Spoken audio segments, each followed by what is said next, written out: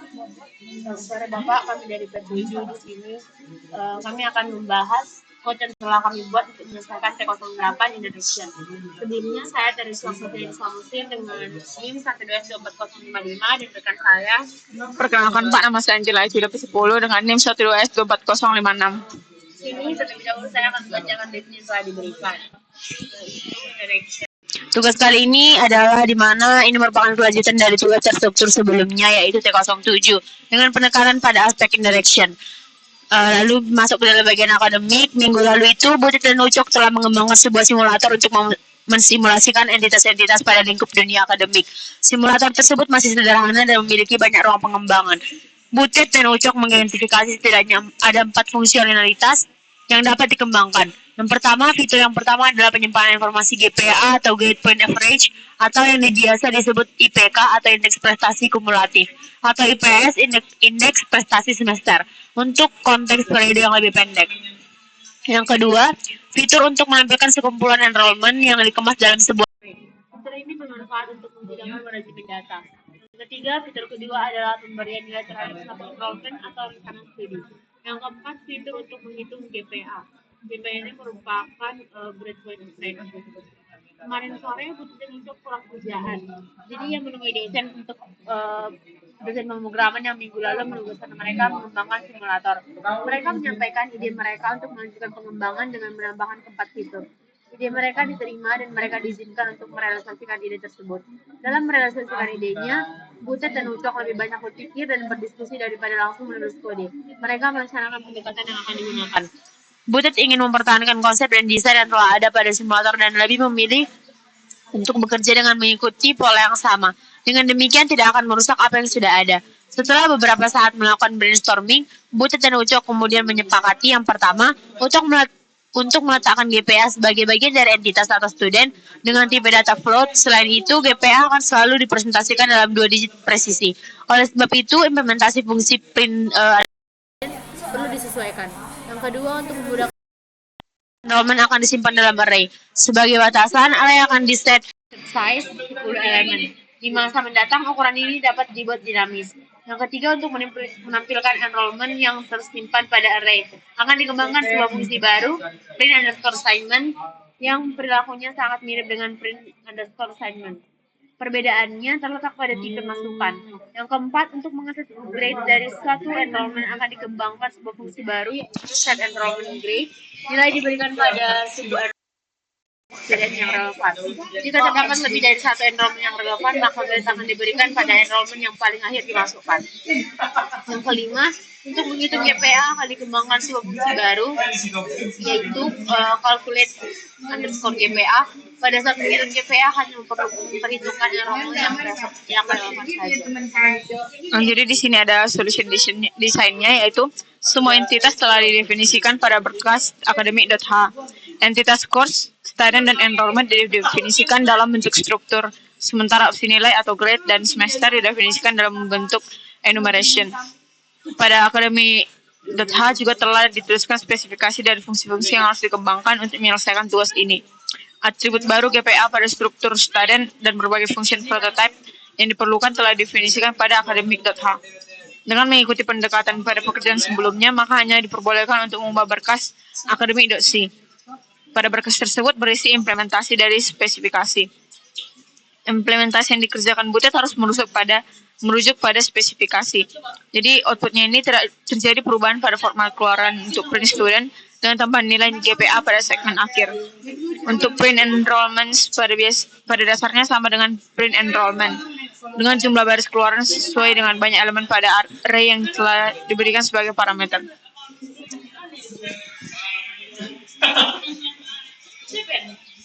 Compilation, proses kompilasi harus menyatakan program dengan akademi.c yang berisi implementasi dan spesifikasi. Berikut ini adalah contoh perintahan kompilasi T08 dan bagian pertama. Jadi di sini diberitahukan bagaimana nanti cara untuk merunnya.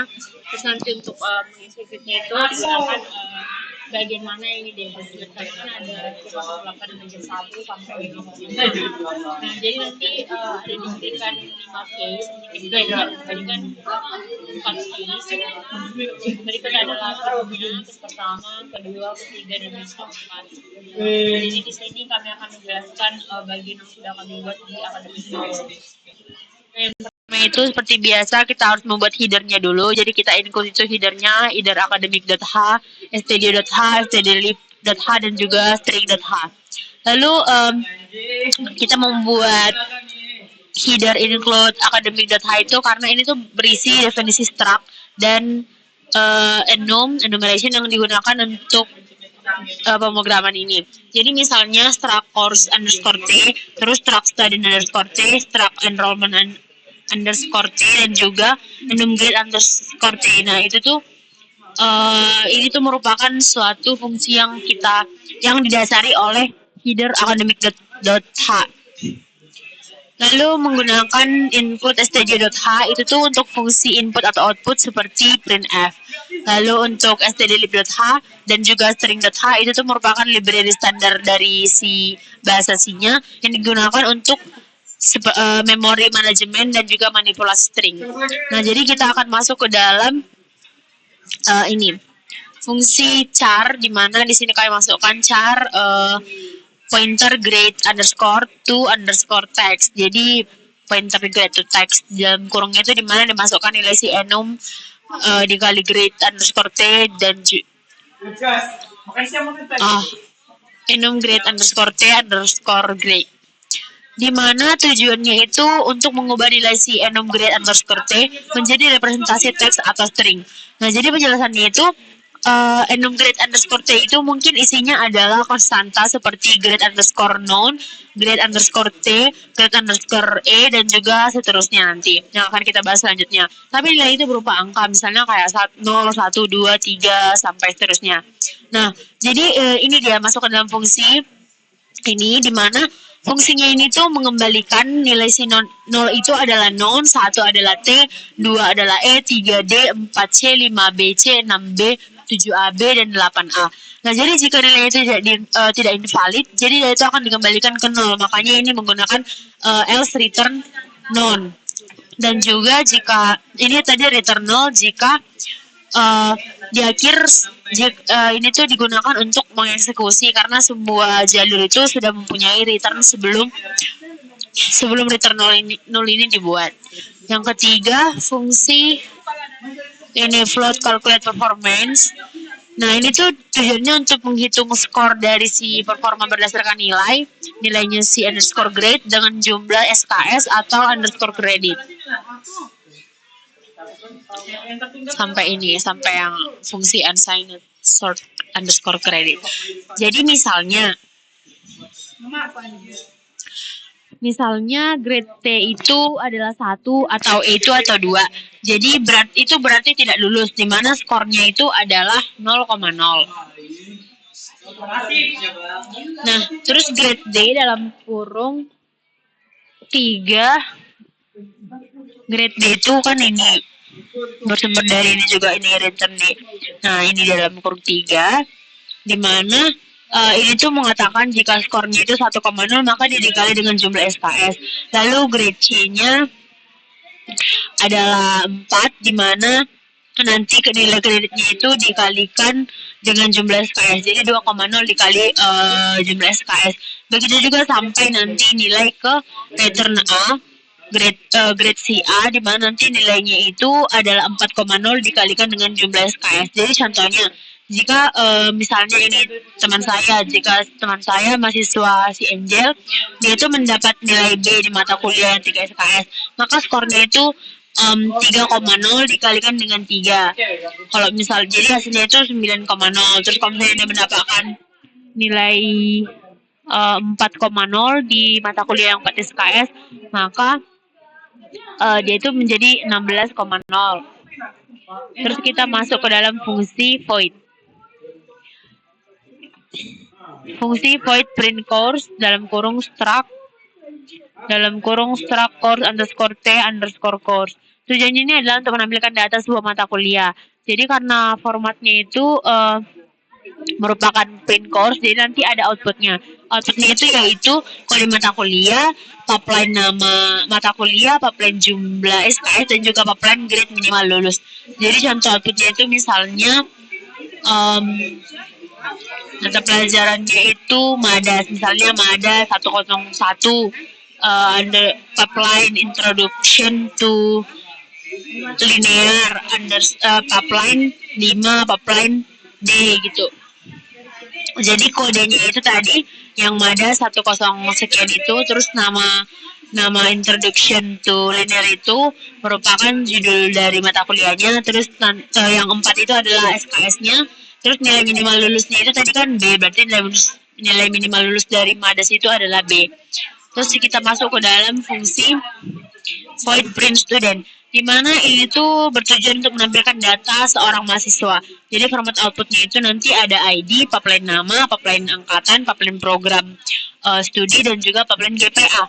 Jadi satu outputnya itu adalah misalnya ID-nya itu ID-ku atau NIM 1214055, pipeline Teresia Octavian Samosir, pipeline 2024, pipeline sistem informasi, pipeline misalnya 3,92.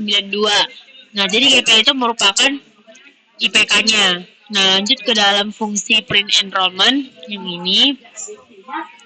Ini tuh tujuannya untuk menampilkan data pendaftaran mahasiswa ke mata kuliah. Nah, jadi dari tadi yang saya jelaskan format output itu, yang saya baca itu dari sini, dari bagian print M, ini tuh keluarannya. Nah, begitu juga yang akan saya jelaskan pada bagian void print enrollment. Nah, jadi format outputnya itu nanti ada kode mata kuliah, underscore ID mahasiswa, underscore nilai huruf, underscore skor performa. Jadi grade to text itu berfungsi untuk mengubah nilai ke huruf. Lalu calculate performance itu digunakan untuk menghitung skor. Jadi contoh outputnya itu apa ya, misalnya MADA 125, terus 1224055 underscore A underscore 12,0. Jadi itu artinya dia itu memiliki nilai 4,0, skornya 4,0 dikalikan dengan SKS-nya itu ada 3. Jadi 4 dikali 3 itu kan 12, jadi hasilnya itu 12,00, dimana kalau 4,0 itu tadi kan grade-nya itu adalah A. Lalu kita masuk ke dalam fungsi void print enrollments. Nah, jadi fungsi print enrollments ini berguna untuk menampilkan seluruh data pendaftaran mahasiswa ke mata kuliah.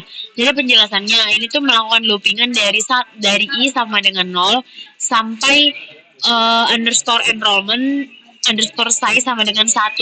Jadi untuk setiap array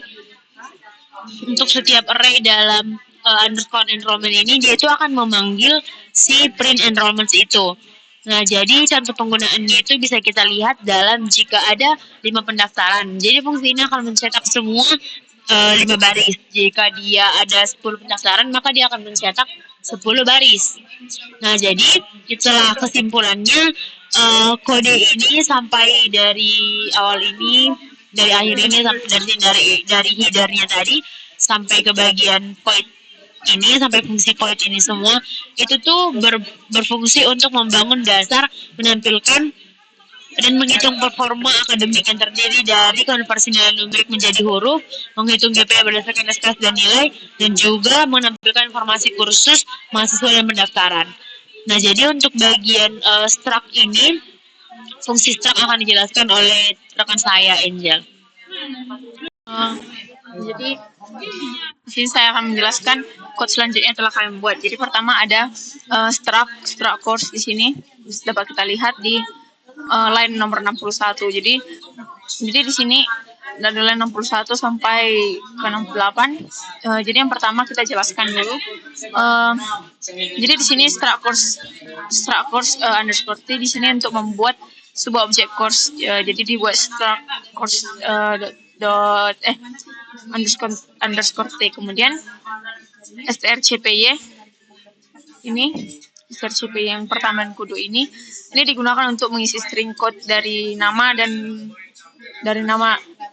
kode dari input parameternya nanti. Kemudian ada credit kredit ini diisi langsung dengan kreditnya nanti. Kemudian ada passing grade. Passing grade ini juga diisi dengan passing grade, dan kemudian terakhir fungsi return ini digunakan untuk mereturn objek yang sudah lengkap nanti. Kemudian misalnya saat kita membuat course, misalnya course-nya CS 11, nama Introduction to Programming kredit 3 dan dengan nilai minimal lulus chain. Kemudian kita masuk ke struct yang kedua. Di sini masih sama, yaitu struct student underscore. Ini juga dibuat untuk membuat objek struct atau untuk objek student ya. Kalau di sini tadi untuk objek yang course, di sini untuk objek student. Kemudian kita masuk ke salin input atau strcpy ini. Ini untuk menyalin dari std.id, std.name, std.year, std.study program. Jadi sini untuk ID, nama, tahun, dan studi programnya. Kemudian ada std GPA sama dengan 0,0. Jadi di sini digunakan untuk ngeset GPA awal itu dari menjadi 0,0 atau nilainya belum ada. Kemudian ada return std di sini digunakan untuk mereturn objeknya nanti. Kemudian ada struct berikutnya, ada struct enrollment underscore t. Jadi di sini untuk membuat struct enrollment dengan objek enrollment. Kemudian kita masuk ke yang selanjutnya. Jadi di sini struct enrollment ini dibuat dengan artian mahasiswa mengambil mata kuliah tertentu, misalnya seperti Ucok mengambil mata kuliah pemrograman prosedural. Kemudian kita masuk ke yang berikutnya, kita assign course dan student yang diambil dari parameternya. Kemudian ini strcpy ini gunanya untuk menyalin tahun pengambilan kuliah. Misalnya dia ngambil kuliahnya ini 2025. Kemudian ada set semester yang ini untuk set semester yang akan diambil nanti. Kemudian ada return EMT, yaitu untuk mereturn EMT-nya nanti. Kemudian kita masuk yang ke berikutnya. Jadi di sini fungsi dari void ini sampai ke akhir di sini, ini fungsinya untuk menghitung GPA dari si mahasiswanya nanti. Kemudian ada sum dan SKS, unsigned integer, sum dan SKS. Kemudian artinya ini sum itu untuk total bobot nilai. Kemudian untuk SKS itu untuk menghitung jumlah kredit total yang telah diambil. Kita masuk ke loopingan pertama, for integer i sama dengan 0. I lebih besar dari enrollment size i++. Jadi loop pertama ini untuk menjumlahkan semua calculate performance. Kemudian untuk menjumlahkan semua course credit. Kemudian hasilnya ini dibagi dengan SKS untuk mendapatkan rata-rata IPK-nya nanti. Kemudian kita masuk ke loopingan kedua. Ini for integer i sama dengan 0. Selanjutnya ini. Jadi ini loopingannya ini kalau misalnya ID mahasiswa di enrollment sama dengan ID yang dihitung, maka GPA-nya mahasiswa ini akan diupdate. Jadi di sini kode ini dibuat untuk menghitung hasil dari pembelajaran dari seorang mahasiswa. Kemudian kita masuk ke void yang selanjutnya. Jadi void yang selanjutnya ini berguna untuk mengisi nilai grade dengan pada enrollment tertentu. Kemudian loopingannya ini for integer i sama dengan 0, i lebih kecil dari enrollment size i++. Jadi ini untuk mengecek kalau misalnya mata kuliahnya itu dan nama mahasiswanya itu sama. Kalau misalnya cocok, maka kita set grade-nya. Kemudian gunakan input nilai setelah kuliahnya nanti selesai. Jadi ini penjelasan mengenai kodenya. Di sini kami akan merun kodenya dari T08 bagian pertama hingga yang kelima.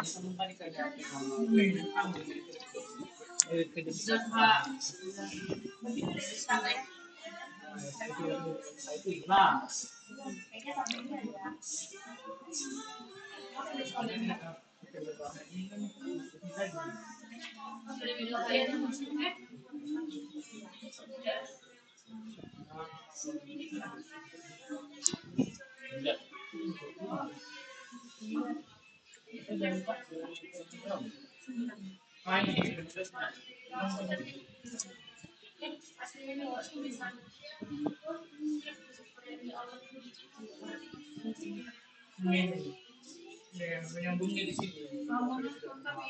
Jadi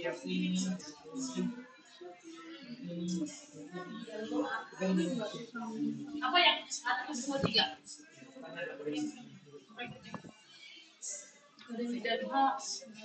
Jadi ini adalah hasil dari runningnya.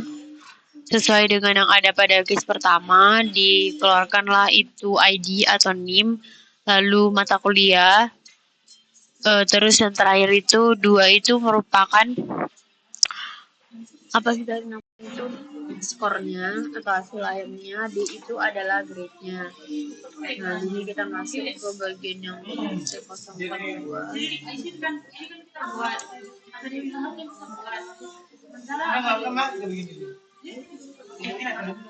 Aduh, salah. tapi serinfo dia nggak itu. Jadi pertama kan dibuat apa sih beda?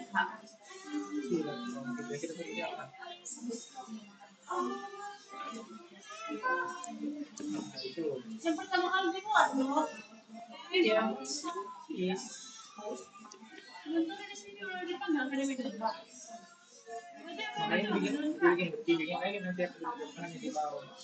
Kita panggil kembali fungsinya Nah, jadi case yang kedua itu ada 5 keluaran, di mana ada NIM, terus mata kuliah, skor, dan juga grade-nya. Dapat kita lihat sudah sesuai, ada visual programming, procedural programming, Sableng. Ini yang bagian ketiga itu lengkap, ada namanya, NIM, angkatan, sama mata kuliahnya. Jadi seperti yang di bagian void ya, void bagian apa tadi Pak? Lupa. Nah, di bagian ini void print enrollment yang bagian void print student. Nah, jadi dia mengambil akses si mahasiswanya. C07 kan kalian jelaskan ya di channel C01 itu. Terus kita lanjut lagi. Hanya akademiknya itu.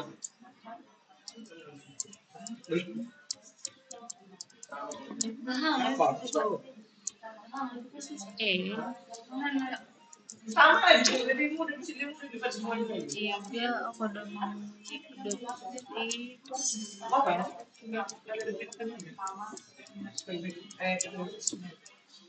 Tuhan terlewat terus. Ya. Kill. Min O C08 bagian ketiga. C08 underscore 03. Nah, ini dia hasil dari case 3. Diberitahukan juga sama seperti bagian T02. Tapi ini tuh datanya lebih 1, 2, 3, 4, 5, 6, 7. Nah, jadi ada 7 pendaftar, jadi ada 7 baris keluaran yang diberikan. Nah, ini dia yang terakhir, case yang terakhir.